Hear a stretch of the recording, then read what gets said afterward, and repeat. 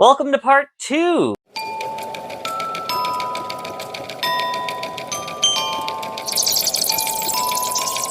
Now, I am sorry I had to put this into 2 videos, but my ability to edit is not the best, and it seemed like it was taking way too much time, so here's part 2. Here is the monument so far. I did go to Michael's and Ollie's Army and get some stick-on letters, so we gotta go ahead and do the epitaph and basically get this done. So I used a ruler basically to mark out where the letterings are gonna go, and I just stuck them on. The paint is gonna cover this and make it look like it's more carved than anything else. And here it is. The dollar store stickers, which didn't stick, by the way. Again, dollar store. Here lies Bender 1689 to 1699. Little Dog Bone. Road to Glory on a Fender. Really hope I spelled all that right. So, there we go. And that's the headstone so far. It's got to dry because I had to use glue for those quote-unquote stickers. And the little bone that I pulled out of my miscellaneous resin leftover pieces. There's a stitch. So, yeah. Let that dry, and we start on the next one. I went a little overboard with Fred.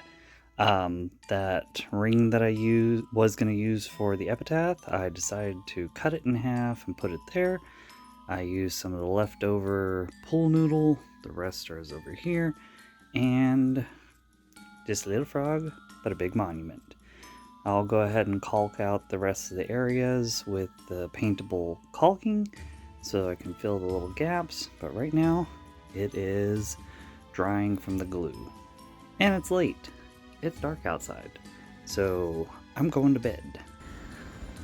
Okay, so I've done the rest. Note to self.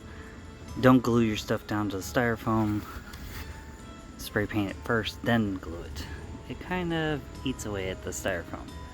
So, yeah, oops.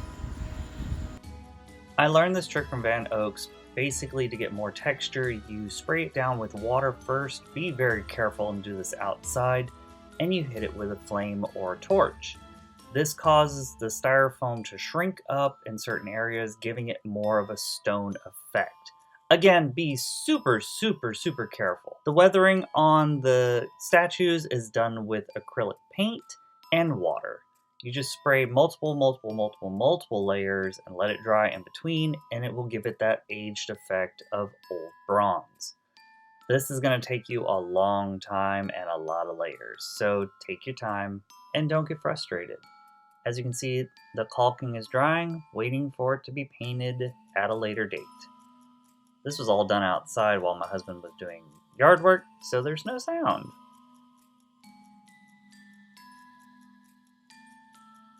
I finished aging the dog, the bat, the cat, the frog, and the horse. I finished carving, did the epitaph, and now this is what my cemetery looks like right now. Changes subject to be made later, but hence everything. I haven't got my little ghosties off to the side, so I know where they're at. And this is so far what I've gotten. I've started painting the headstones. I've got a mixture of drywall compound and exterior latex paint. So far I've got 1, 2, and 3. Got it painted. I do have to do some touch-ups on some of it, but you have to let certain layers dry. So my goal is to get the other side of this one, and I got a smaller brush to get the smaller details. So let's go ahead and get that started.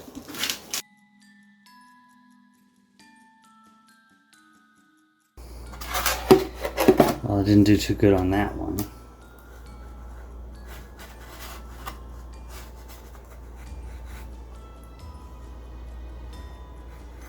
Again, this is for Halloween. It doesn't have to be perfect.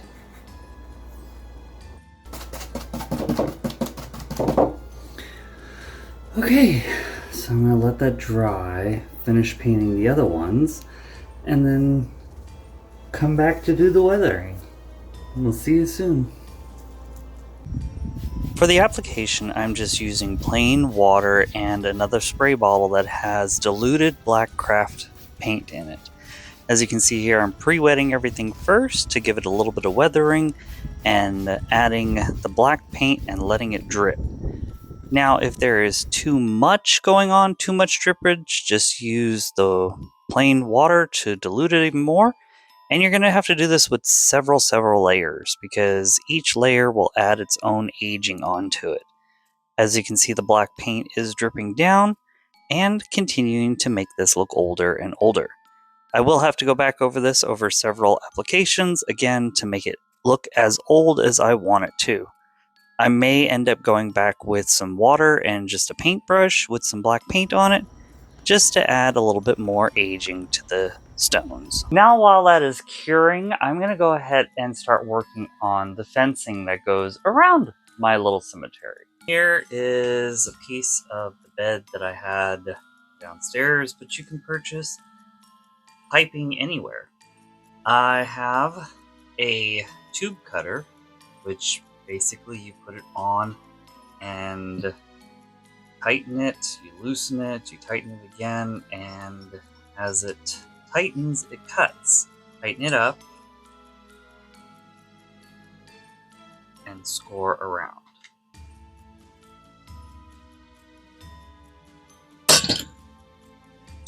Until that happens, I have 3D printed some tops. This one broke, but it adds to the effect. Now, in order to get it on there, because this is 3D printed, you can heat it up with a little heat gun. So, go ahead and should be enough, and slide it over the top. I'll do the same thing with this one. I now have 4 of them, like so.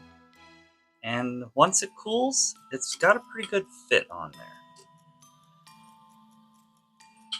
They're not all the same length. They're not all the same height. But if you want to, you can go back, use the tool on the other end. This stuff's going to be hammered into the ground, so you really don't need that. But I have my 4 poles. Now, all I got to do is attach the chain, my chain that I have, and then paint it all black. So I staked them into the ground, measured out the chain, then I painted it with a little bit of leftover Rust-Oleum spray paint that I had. But there is my cemetery fence and what it looks like so far. Now the next thing to do is to get the graveyard together. It's coming along, but there's a simple way of doing a graveyard fence. You don't have to have a fence, but you can use a chain and save a lot more money. I wanted to add something to my attic like I did last year. Last year, I took one of my mannequins and stuck it up in the attic and used one of my solar-powered lights as an uplight. We basically just threw something together and put it up in the attic. This year, I wanted to be more on theme and do something similar to the bride that is at Haunted Mansion. I wanted to do something like that, and since I already had a skeleton from the front porch that I did last year for a fortune teller, I wanted to incorporate that as the body. So let's go ahead and run to the thrift store real quick and see what we can find. Hopefully we can find a wedding dress that doesn't cost too much, because I don't know what I'm going to use it for other than this. So let's go ahead and go, and we'll see what we can find. Well, mission accomplished. I got a wedding dress for $24 at 2nd Avenue Thrifts in Philadelphia. So like usual, stuck in traffic, but I got stuff acquired, wedding dresses in the back, and I got some of these things for potentially another video. We'll see about that at another date. But for right now, it's back to the glorious traffic of getting over the bridge. Fun.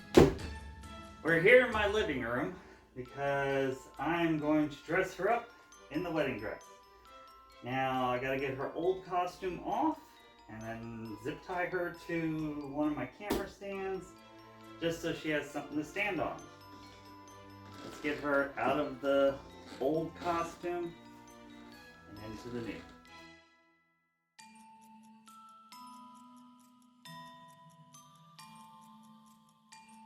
You know it'd be a lot easier if you helped me out here.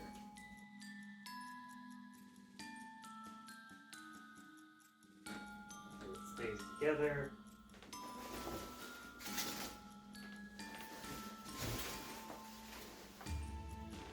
Straight pins. Nobody's gonna see any of this anyway. So she is dressed.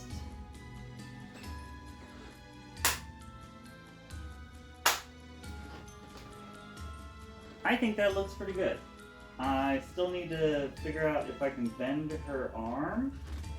I might heat it up a little bit up here so that I can bend her arm more this way so she can hold the axe. I don't know yet. Gotta figure that out. So, I know. Close your mouth. So, here's my bride. She's gonna go in the attic. Let's see if I can scare my husband tonight. I don't know. I don't know about the gloves. So, take a little finessing, but yeah. I think she looks pretty good. And then when you have a light shining up from below her, I think she'll look pretty good as a corpse bride slash skeleton bride. So I just spent the last pretty much hour using my heat gun to push the shoulder out a little bit more and rotate this. Also to heat up the radius and the ulna to get them to turn a little bit more. I also did the thumb so that, yeah, so she can hold something. Versus the other hand, which has like no movement in it whatsoever. Now this one does, and this hand can basically stay flat, and this one will hold the axe that I still have to make. And I really hope this works. I did warm this up. It got really hot, and I accidentally did get that popped off, but nobody's gonna see that. It's gonna be covered by the dress and any other costume I put it in. So instead of making an axe, I just bought this one for $1.25. And what I'm going to do is essentially only use one of these things. Once I figure out which one's the end. Screw it together and cut off this end over here. Use what I got and just cut it.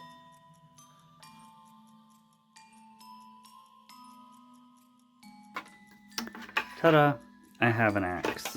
Don't need that other end. I'll put this into the bride's hand and then basically get her dressed. So she is dressed. She's holding the axe. I used one of those notebook clips to basically hook it to the dress, and because she doesn't fit the dress, I just use the same notebook clips to keep everything in place. Now, I'm gonna pose her in the window and get her all ready for her light up.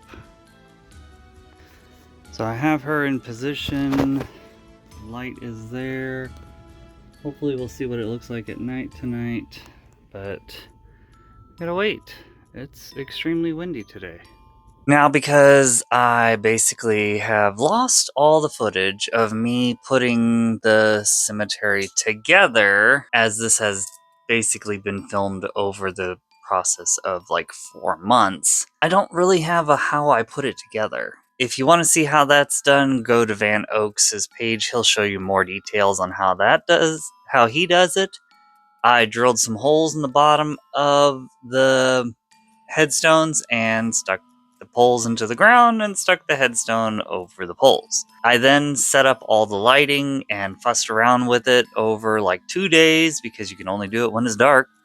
And I put the rest of the lighting together. So I really don't have any footage of that. So the best thing I can do is just let's skip to a reveal. This video has been long enough as is. So here's the reveal.